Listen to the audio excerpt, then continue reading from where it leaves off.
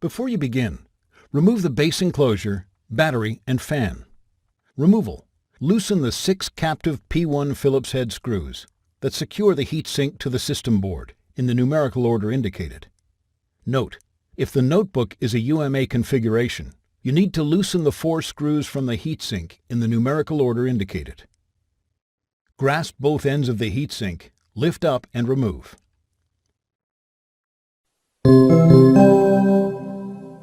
Replacement.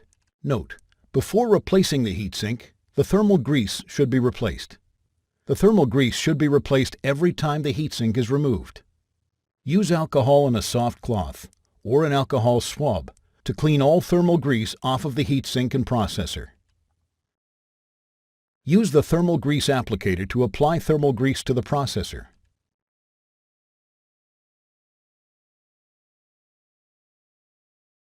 Place the heatsink over the screw wells on the system board.